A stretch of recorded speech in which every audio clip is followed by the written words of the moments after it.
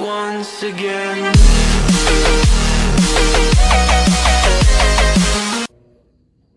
E aí, rapaziadinha, mais um aulão com o tio Dani. Hoje nós trataremos do assunto relacionado à Revolução Russa, parte 2, tá? Só para lembrar-lhes, Revolução parte 1, pessoal, nós falamos sobre o período anterior à deflagração da Revolução de 1917. Então a gente vai falar principalmente dos fatores que vão colaborar com a deflagração da Revolução de 1917. Aí nós falamos sobre o processo tardio de industrialização da Rússia, as características da monarquia absolutista comandada por Nicolau II da família Romanov.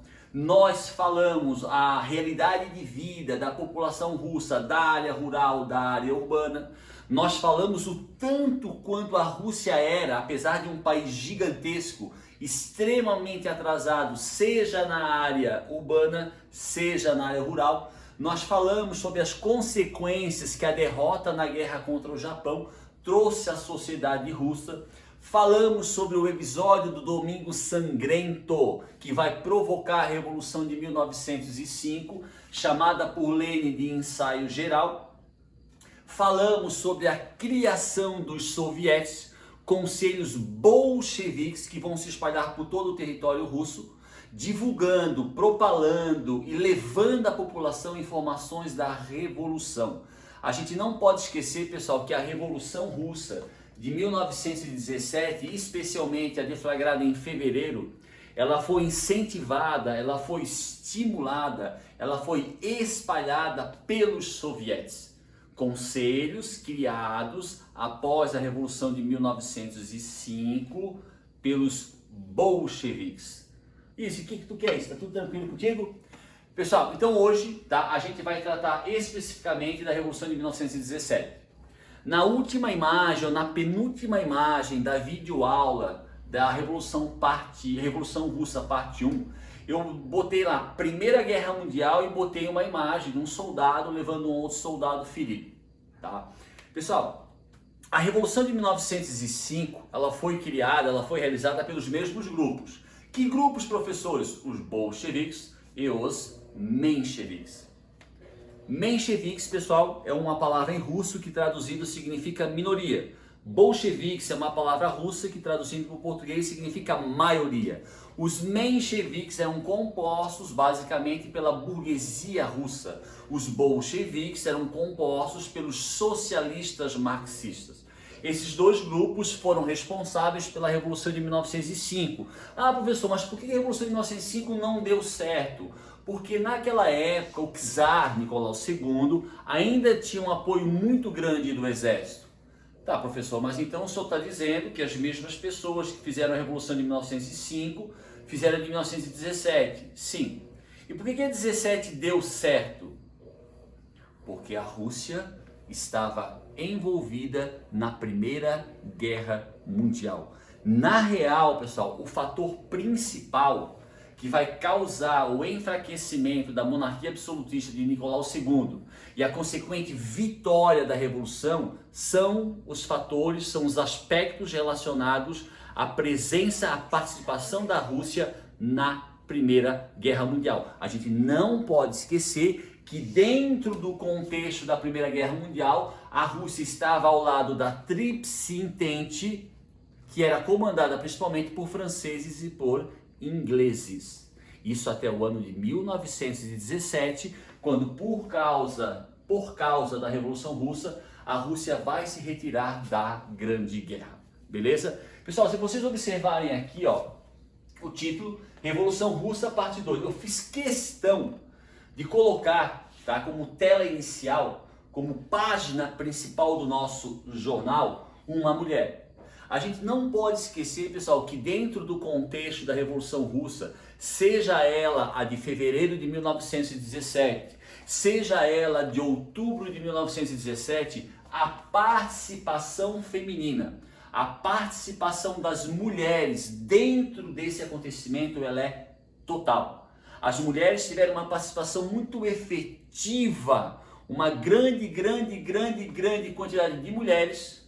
Quando eu falo grande, pessoal, é aos milhares, é aos milhões, participaram, seja da Revolução de 1917 de fevereiro, seja a Revolução de 1917 de outubro. Então a participação feminina, a mulher é uma das principais características da Revolução Russa de 1917, seja de fevereiro, seja de outubro. Beleza, galerinha? Aline, por gentileza.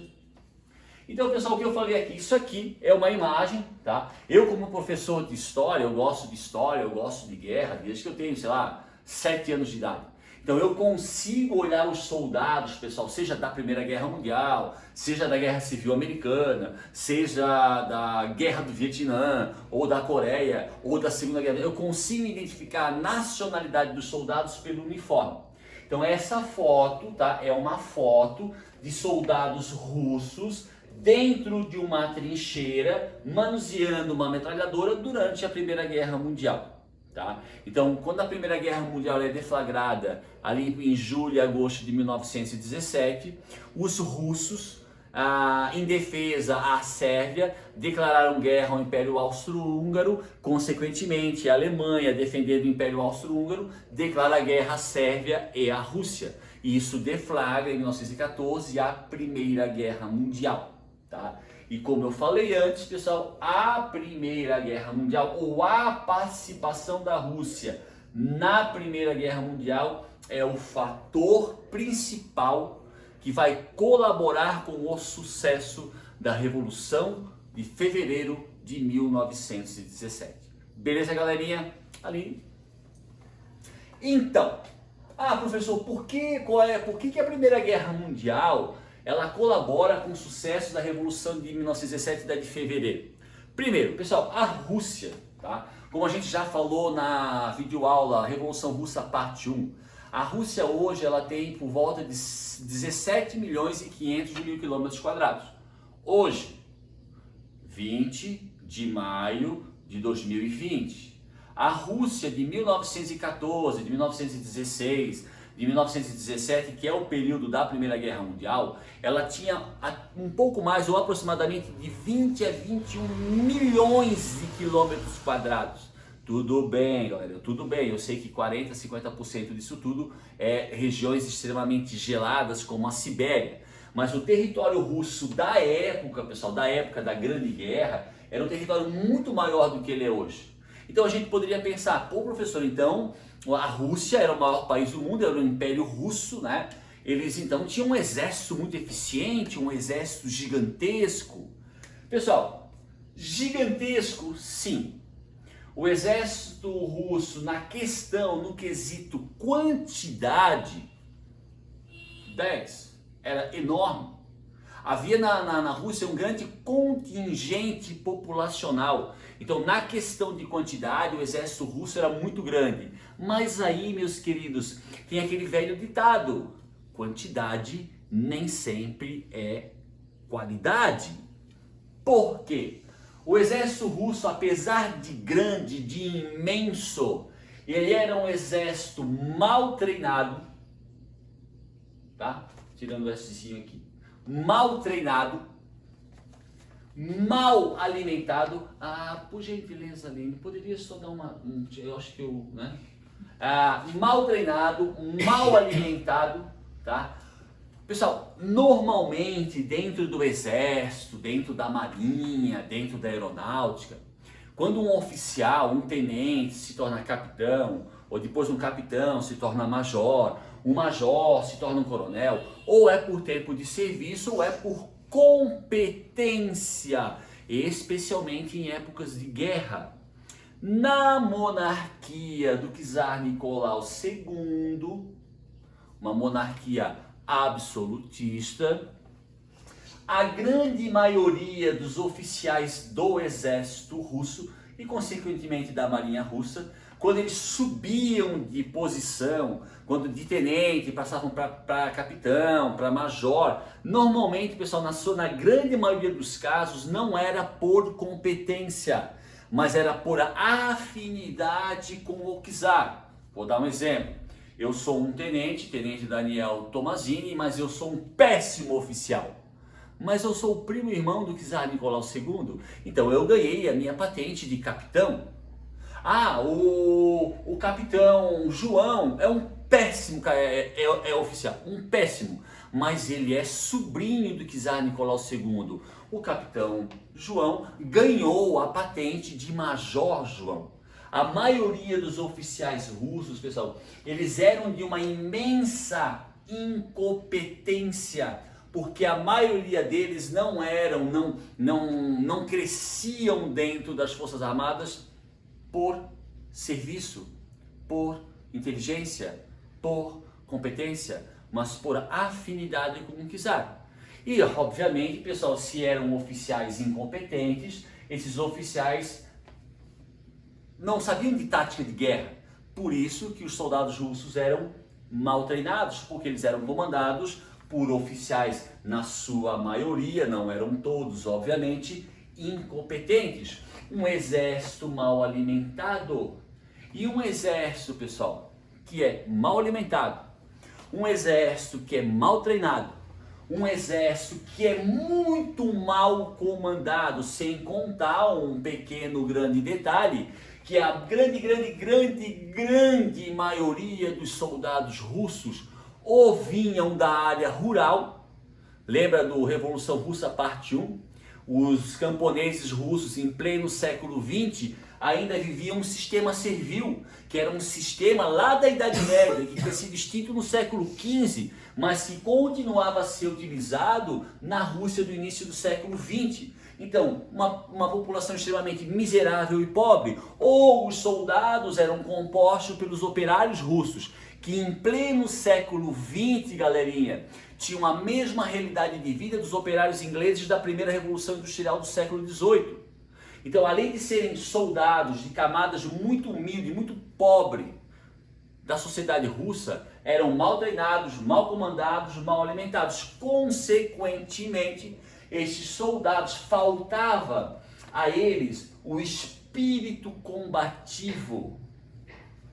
Pessoal, se um soldado, seja ele de qualquer nação, for à guerra achando que aquilo é errado, não tendo a vontade de lutar, o espírito combativo, esse país vai perder a guerra. O soldado, ele até pode estar fazendo algo errado, mas ele tem que acreditar que aquilo é certo, porque é uma guerra. Uma guerra, pessoal, não é um jogo de futebol, onde um time perde, vai para casa, dorme e a vida continua de boa. Uma guerra, quando se perde uma guerra, o país que perde a guerra, ele é dominado pelo vencedor. Pergunte aos franceses o que eles sentiram quando em 1940, na Segunda Guerra Mundial, eles foram dominados pela Alemanha nazista por 4 anos. Eles viveram sob o jugo, sob o comando nazista por 4 anos. Então uma guerra não é uma partida de futebol. Se o soldado, seja ele fazendo o que ele fizer, mesmo que seja uma coisa errada, se ele não acreditar no que ele está fazendo, o país perde a guerra. O soldado russo, aliás, o exército russo, apesar de ser um exército imenso, na questão quantidade, ele era muito mal comandado, muito mal treinado, muito mal alimentado. Não vou nem falar de salário, pessoal. E faltava a esse soldado russo a ausência do espírito combativo. Ele não tinha a vontade de lutar, ele não acreditava naquilo, e ele lutava em nome de um sistema de governo, uma monarquia absolutista, comandada por uma nobreza que só oprimia essas camadas. E ele lutava contra quem? Contra o exército alemão. Um exército, ao contrário do russo, muito bem treinado, muito bem comandado. Os oficiais alemães eram perfeitos. O exército alemão descendia do antigo exército prussiano, o mesmo exército que derrubou Napoleão Bonaparte. Um exército muito bem alimentado, muito bem remunerado, e que, ao contrário do soldado russo, tinha um grande espírito combativo. Sem contar que a guerra, lembra, mesmo antes, galera, da Primeira Guerra Mundial, a situação da grande maioria da população russa já era de um desespero total.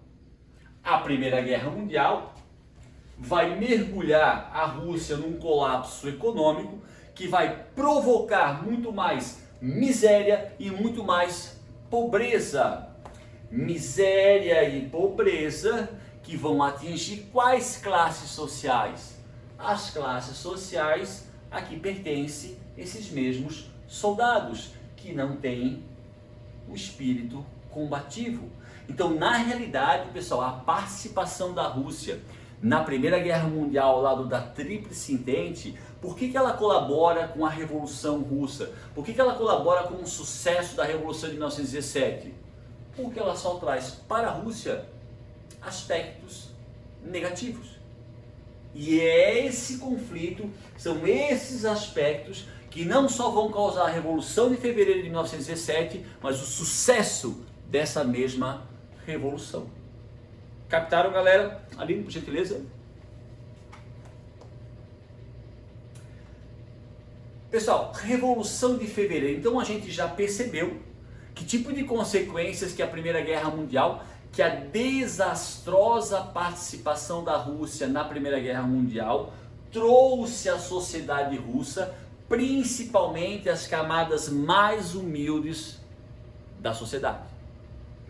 Em fevereiro, pessoal, de 1917, os grupos, os mencheviques e os bolcheviques, eles vão se unir e num ato militar, num ato violento, eles vão destituir o Nicolau II do poder. Ó, eu não falei que Nicolau II foi morto, pessoal. Nicolau II não foi morto.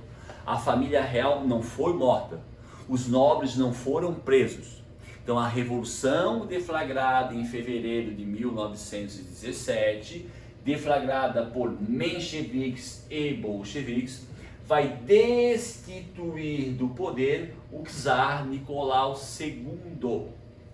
Quando Nicolau II, pessoal, ele é destituído do trono, é implementado no território russo o governo provisório. Esse governo, pessoal, por que provisório? Porque seria feita uma eleição para decidir, para constituir uma assembleia, o que nós chamamos hoje de Congresso Nacional, para depois ser decidido que tipo de governo seria implantado na Rússia. Então, quando a Revolução de Fevereiro, deflagrada por mencheviques e bolcheviques, derruba, mas não mata, o Nicolau II, é implementado um governo provisório que fica ao comando dos mencheviques, representados por um advogado chamado Alexander Kerensky. Pessoal, assim, por incrível que pareça, tá? Porque vocês já estão ligados que vai acontecer a Revolução de Outubro de 1917. E a Revolução de Outubro de 1917 é uma revolução bolcheviques contra os mencheviques. Ah, professor, então houve a Revolução de Outubro porque o governo mencheviques era um governo muito ruim. Talvez. Pessoal, se vocês estudarem um pouco mais profundamente a Revolução Russa, principalmente a Revolução de Fevereiro de 1917, e em especial as medidas implementadas pelo governo mencheviques. Só um momentinho, pessoal.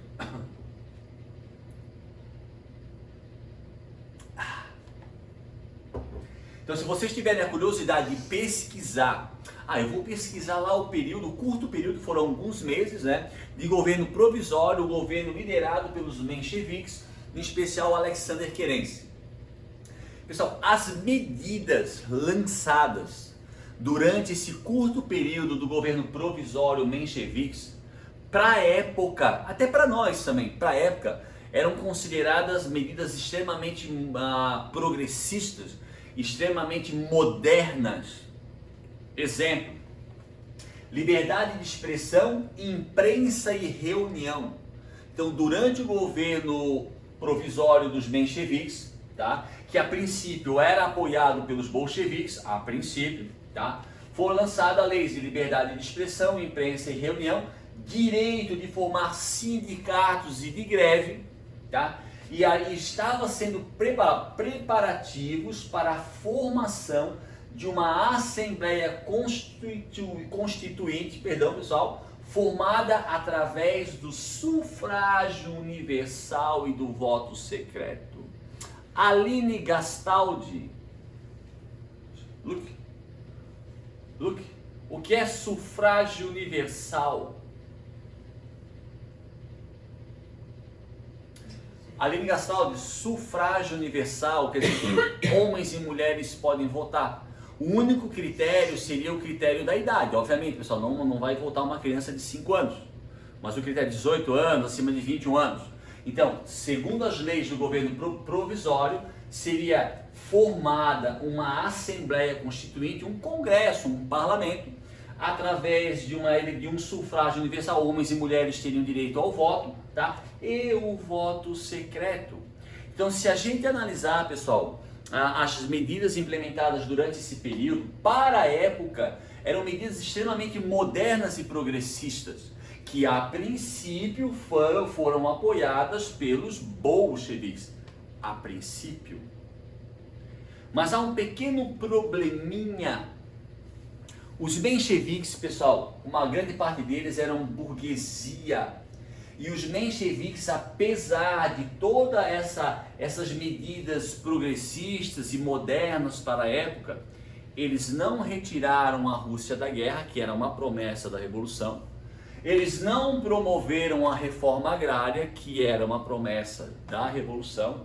E eles não melhoraram a vida da população russa da área urbana, principalmente dos operários, que era uma promessa da Revolução. Pode ser, pessoal, que de repente, se o governo provisório tivesse se tornado permanente, pode ser que isso aconteceria. Mas aqui nós não poderíamos trabalhar com hipótese, a gente tem que trabalhar com os fatos. Ali.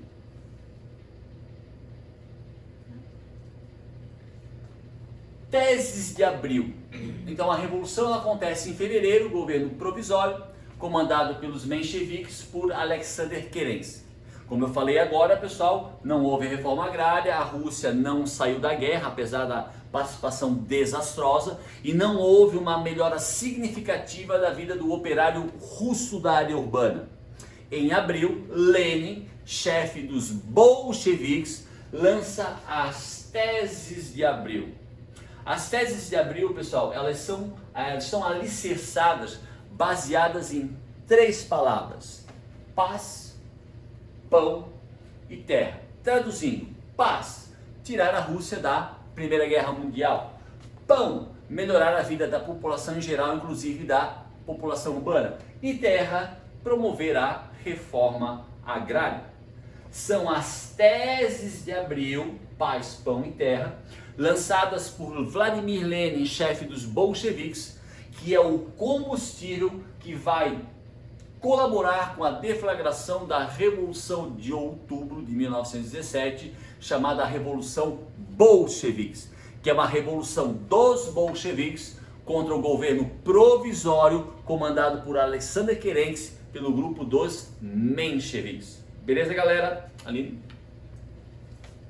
Então, em outubro de 1917, ali num período de 3 semanas, um mês no máximo, aconteceram conflitos, assim meio que esporádicos, até porque a maioria do povo, a grande maioria do povo e grande parte do exército estava ao lado dos bolcheviques, mas havia aí uma força leal ao governo provisório. Então aconteceram alguns embates, alguns combates, mas em outubro de 1917, através da Revolução Bolcheviques, os bolcheviques, representados por Lenin, chegam ao poder, tornando a Rússia o primeiro país socialista do mundo. Aline? Rússia. Quando eu falo, pessoal, socialismo, é o socialismo científico, o marxismo. Né? Aonde? Propriedade estatal, reforma agrária, o proletariado. No poder proletariado, pessoal, segundo a visão de Marx, seriam os operários. Então, teoricamente, os operários chegaram ao poder. Por que eu falo teoricamente? Porque nós sabemos, pessoal, que na realidade, quem vai passar a comandar a Rússia é uma casta, é uma classe, é uma elite, e não necessariamente o operário russo. Mas, na teoria, no socialismo científico, também chamado de marxismo, o proletariado comanda o Estado.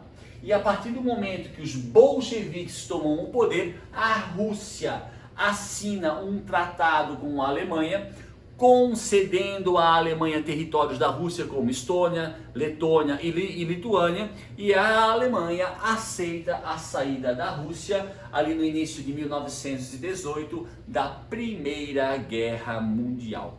Um detalhe, pessoal, que eu não posso deixar faltar é que o fato da Rússia, bolcheviques, ter assinado um acordo com a Alemanha para sair da Primeira Guerra Mundial, isso vai causar uma indignação muito grande nas potências da Tríplice Entente, França, Inglaterra e Estados Unidos. Eles não vão aceitar muito bem essa saída da Rússia.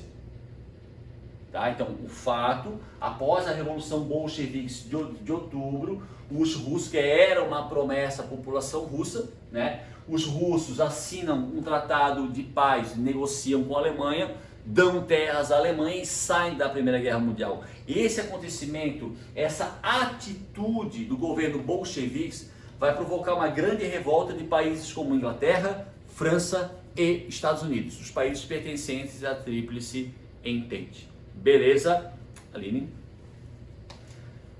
Pessoal, vocês podem me perguntar assim, tá, professor, então a Revolução de Outubro, ela derruba o governo provisório, há ali alguns embates, alguns combates, e os mencheviques são derrubados do poder. Tá, professor, mas aonde foi parar aonde os mencheviques foram? Eles foram presos, eles foram mortos, eles fugiram? Pessoal, a grande maioria dos mencheviques, e isso se inclui Alexander Kerensky, tá? Eles fugiram para países como França, para países como Inglaterra, para os Estados Unidos, países capitalistas.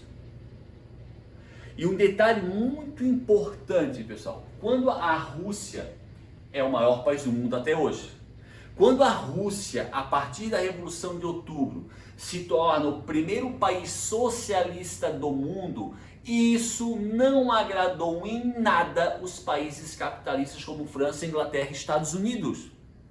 Por quê? Porque a partir do momento que a Rússia se torna um país socialista, acaba a propriedade privada, acaba a burguesia, e a propriedade privada e a existência da burguesia é a base do sistema capitalista.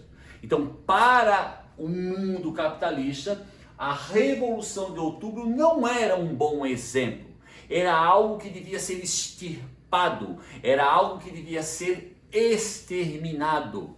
Então, quando os mencheviques fogem da Rússia após a Revolução de Outubro, lá na França, lá na Inglaterra, lá nos Estados Unidos, esses países vão financiar um exército mencheviques, formado por mencheviques, formado por ex-monarquistas, apoiadores de Nicolau II. Um detalhe muito relevante, pessoal.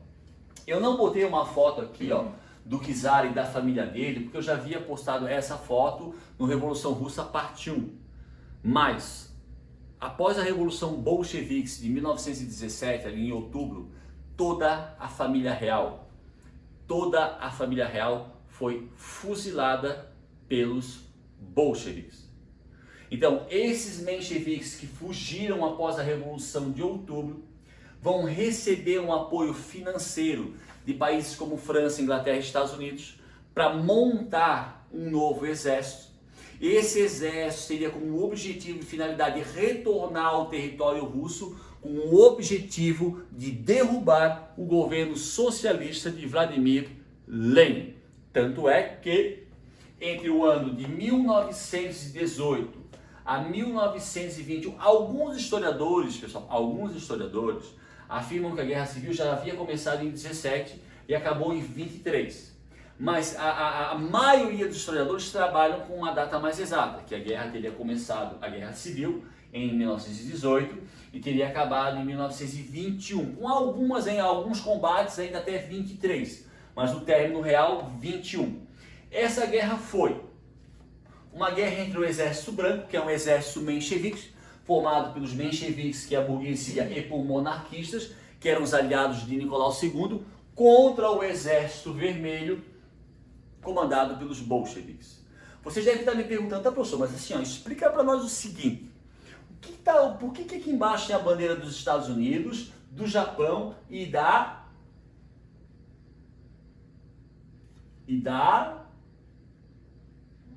bandeira da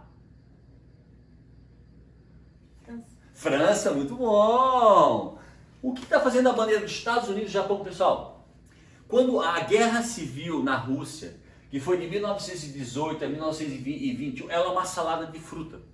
O que é uma salada de fruta? Uma salada de fruta tem manga, tem morango, tem abacaxi, tem uva, tem kiwi, tem pêssego. Pessoal, essa revolução, essa guerra civil, aliás, ela foi dominada por vários grupos. Um grupo queria a volta do capitalismo, um outro grupo queria a volta da monarquia, um outro grupo queria prender o lei. Pessoal, dentro da guerra civil russa, entre o exército branco e o exército vermelho, houve a participação de tropas, de militares de outros países. Aqui eu citei apenas 3, Estados Unidos, Japão e França. Mas a gente vai encontrar também ingleses, neerlandeses, australianos, todos países capitalistas, inclusive o próprio Japão, que não tinham nenhum interesse de ver o socialismo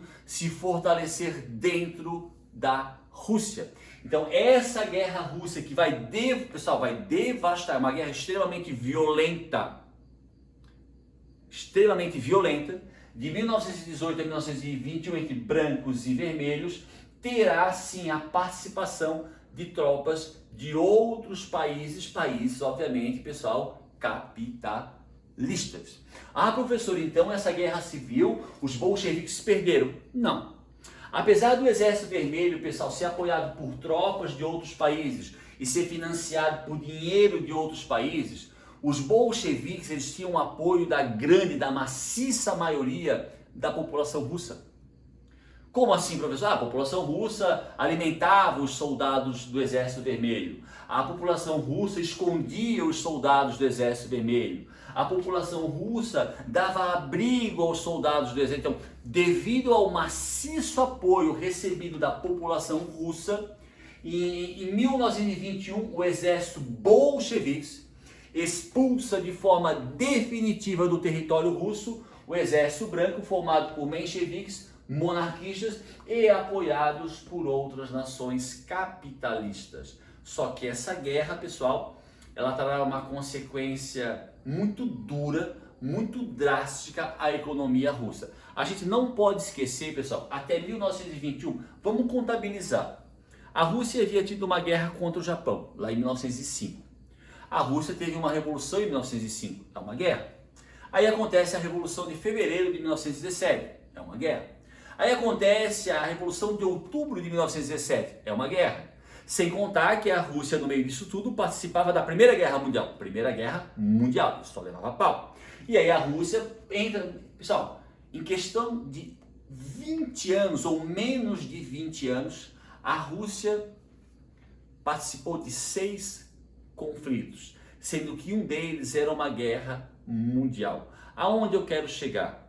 Esses conflitos intermináveis, pessoal, o último deles, a Guerra Civil, que acaba em 1921, vai mergulhar a economia russa num colapso total. Pessoal, vamos imaginar, são 6 conflitos em menos de 20 anos, um deles é uma guerra mundial, sendo o último uma guerra civil extremamente devastadora, com a participação de outros países. Ao final da Guerra Civil, em 1921, a economia russa está totalmente arruinada. Os mencheviques são expulsos, o Vladimir Lenin realmente agora se torna de forma definitiva presidente e líder da Rússia socialista, mas com uma economia arruinada. Como um líder, ele precisa pensar em algo para recuperar essa economia. Aline.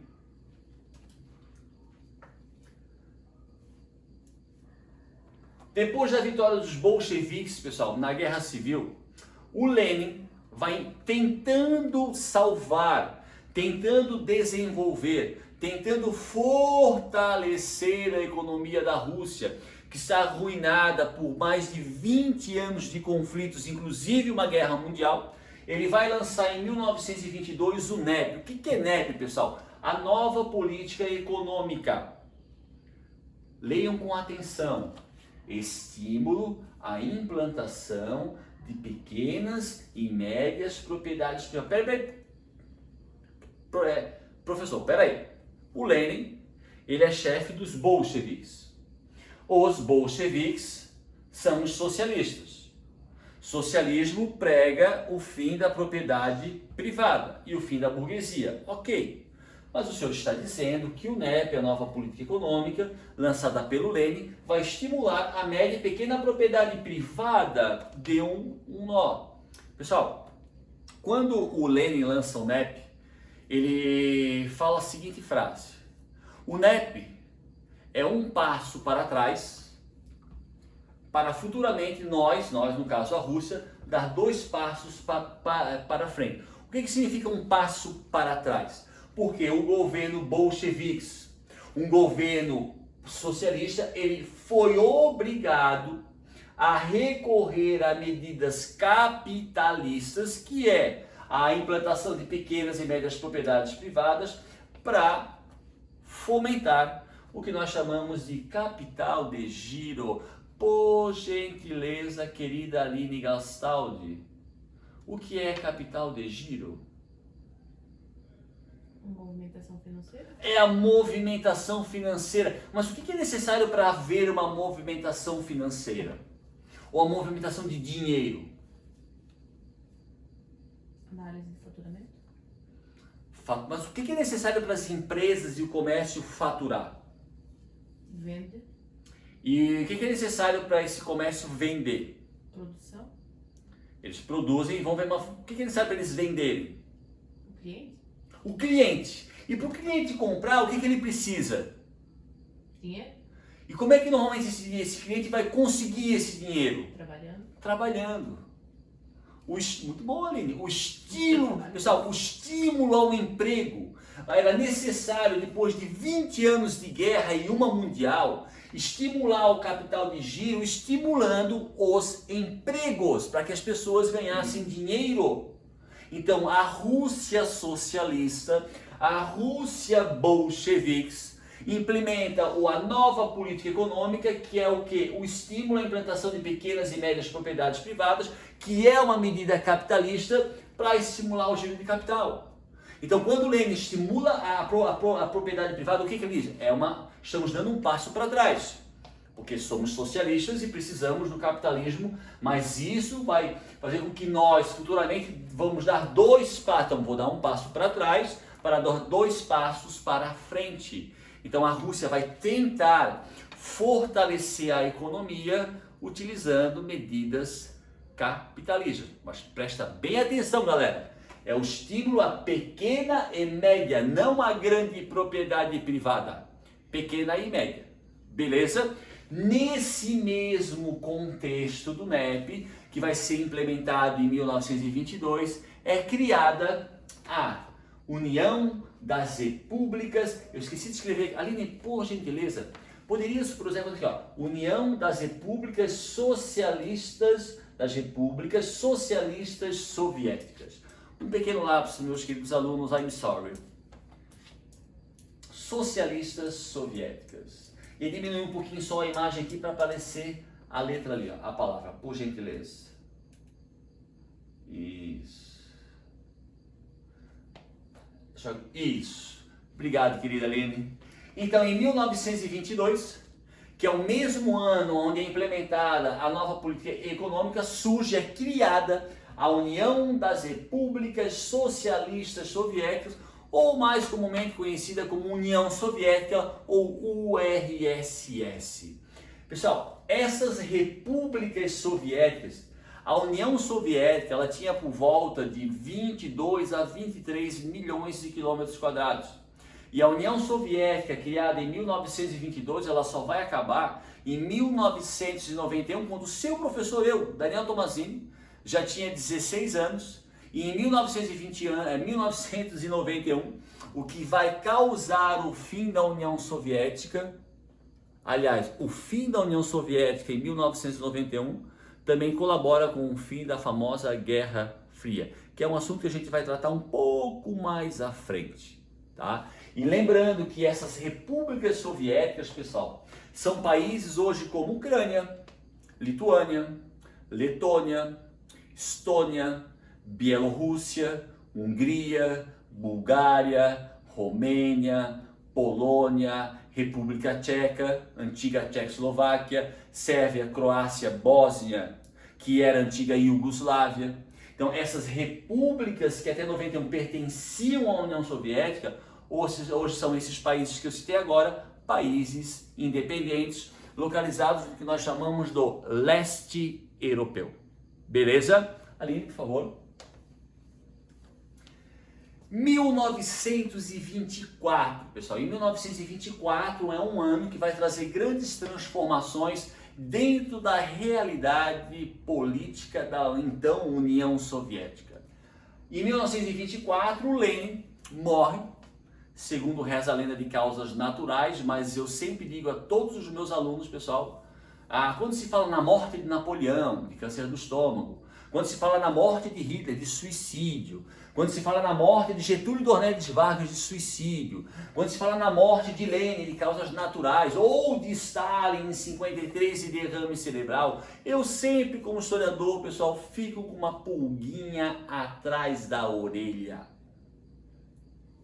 Para meio entendedor, para um bom entendedor, meia palavra basta.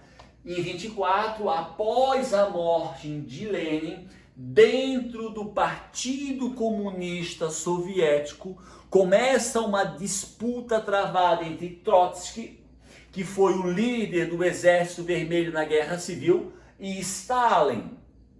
Então, quando Lenin, pessoal, ele morre em 1924, começa uma disputa interna, uma disputa política, dentro do Partido Comunista Soviético, para ver quem assumiria o lugar de Lenin. Essa disputa vai se centralizar entre Trotsky e Stalin. Tá, professor, mas eles tinham uma linha de raciocínio diferente, pessoal. Na visão do Trotsky,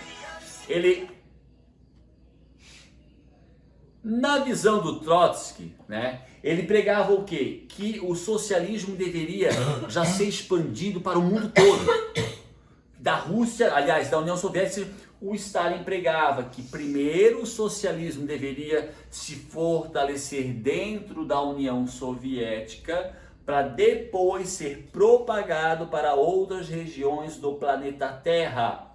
Então havia os dois eram socialistas, mas havia uma divergência. Um queria que o socialismo fosse propagado pelo mundo agora, e o Stalin primeiro, vamos fortalecê-lo dentro da União Soviética para depois propagá-lo para o mundo. Dentro dessa disputa, quem vai prevalecer é o senhor Stalin. Trotsky foge da União Soviética. Pessoal, em nível de curiosidade, tá? Quando o Trotsky foge da União Soviética, ele vai ser caçado pela polícia do Stalin, a famosa KGB. E o Trotsky vai ser assassinado pela KGB em 1940 no território do México. Então, quando essa disputa acaba com a vitória do Stalin, tá? Stalin toma o poder na União Soviética em 1924, o Trotsky foge, mas ele continua a ser caçado pelo Stalin, porque ele era um forte opositor do Stalin, e ele divulgava ao mundo informações contrárias ao Stalin. Ele vai ser assassinado em 1940 com um quebrador de gelo no território do México. Aline, por favor. Para nós encerrarmos a nossa aula de Revolução Russa, parte 2, vou pedir a colaboração, mais uma colaboração de Aline Gastaldi. Afinal, o Papique e a Izzy não podem colaborar, eles são dogs. Aline, olhando essa imagem, isso aqui é o Estado. O que vem na tua cabeça quando tu olha essa imagem? Esse aqui é o Stalin. Ele aparenta ser uma pessoa muito boazinha com as crianças? Ele aparenta ser uma pessoa muito boazinha com as crianças. Essa é a principal intenção da imagem. Um rosto sorridente, né? Uma cara amistosa, uma menina, tem um menino, flores. Que lindo, que belo. Nossa, como é o amor. Chamado alienação? Oh, Aline, exatamente. E eu vou dizer aos nossos alunos uma coisa que hoje eu falei nas videoconferências do período matutino. Pessoal, existe uma ideologia que a gente aprendeu no vídeo Primeira Guerra Mundial, parte 2, que aparece ali na Europa após o final da Grande Guerra, que é o fascismo. O fascismo surge na Itália, mas ele vai para a Alemanha e lá ele é representado pelo nazismo. Uma das principais características do fascismo é o culto ao líder. O que é culto ao líder? A imagem do líder, seja ele o Mussolini, seja ele o Hitler ou Getúlio Vargas. Eles são, através da propaganda, eles vão fazer com que as pessoas vejam aquele líder como um deus. Então vai aparecer o líder, seja ele quem for, junto com os operários, junto com os camponeses, em meio às crianças, abraçando as crianças, pegando crianças no colo. Pessoal, essa lógica fascista do culto ao líder, ela é uma característica também do socialismo stalinista. Então, usar a máquina, usar a propaganda para fazer com que, isso é o que a Aline falou, alienação, para fazer com que as pessoas acreditassem que o Stalin era uma pessoa comum, uma pessoa igual a todos, uma pessoa amável, uma pessoa amigável. Isso faz parte do culto ao líder. Por que eu estou falando isso, pessoal? A gente vai ter uma aula que não é a próxima, mas um pouco mais à frente, que a gente vai aprender o surgimento e as características do nazifascismo ou do fascismo, e depois do nazismo. E vocês vão perceber que muitas características do fascismo, do nazismo, elas se encaixam no socialismo stalinista. E vocês naquela vão saber o porquê. Então essa imagem, pessoal, uma imagem utilizada durante o período de governo de Stalin, da ditadura de Stalin, né? Que vai de 1924 a 1953, aonde aproximadamente 30 milhões de pessoas, acho que até mais, foram mortas durante o regime stalinista. Pessoal, a ditadura do Stalin, economicamente falando, tornou a União Soviética uma potência econômica, pois, através dos planos quinquenais, o Stalin estimulou a indústria de base. Querida Aline Gastaldi, o que produz, me dá um produto produzido pela indústria de base? Indústria de base?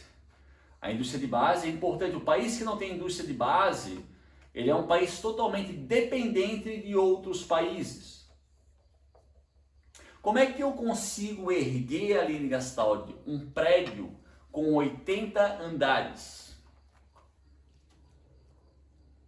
Concreto? Uma construtora vai te dizer. Então, só concreto. Não, ferro. Ferro ou aço? Ferro é um tipo de metal. Ferro ou aço? Aço. Aço. Ferro é um metal, pessoal, que nós encontramos na natureza. Aço é um metal produzido pela indústria de base. É uma liga metálica. Um dos principais produtos produzidos pela indústria de base é o aço. E aonde vocês olharem, pessoal, em qualquer lugar que vocês olharem, vocês vão encontrar algo que tem aço. Então, economicamente falando, a ditadura stalinista, que vai de 24 a 53, torna a União Soviética, uma potência econômica, mas socialmente falando, politicamente falando, pessoal, o período de governo do Stalin, principalmente ali na década de 30, é um período marcado pela extrema violência, não existe liberdade de expressão, não havia liberdade de imprensa, não havia liberdade de pensamento, milhares e milhões de pessoas foram exiladas, assassinadas, ocorrendo um genocídio de judeus. Isso é pouco falado, mas no governo de Stalin, como no governo nazista de Adolf Hitler, aqui também houve uma grande matança de judeus. Num ranking, pessoal, dos ditadores que mais mataram, existe em primeiro lugar Mao Tse-tung, ditador socialista da China de 49 a 1976. Segundo lugar, medalha de prata, Stalin. E terceiro lugar, medalha de bronze, Adolf Hitler. Aonde eu quero chegar? Este cidadão que ocupa o poder após a morte de Lenin, após ganhar uma disputa com Trotsky, governa de 24 a 1953 e é o segundo ditador que mais matou, que mais assassinou pessoas no planeta Terra. A gente vai voltar, pessoal, a falar sobre o Stalin e o governo dele, principalmente durante a Segunda Guerra Mundial e durante a Guerra Fria. Beleza, galera? Galerinha, espero que vocês tenham gostado da aula, tá? Na próxima videoaula, eu vou fazer uma videoaula bem rapidinho sobre Revolução Mexicana. Muito pouco conhecida pela população, mas se vocês já ouviram falar em Pancho Villa, então vocês já ouviram falar em Revolução Mexicana. Beleza, galera? Espero que vocês tenham gostado da aula. Inscrevam-se no canal, curtam o canal, assistam, continuem a estudar. Criem uma rotina de estudo. Beleza? E saudades, muitas saudades de todos. Galerinha, um prazer inenarrável estar com vocês. Beleza? Um abraço e um beijo do tio Dan. Falou, abração!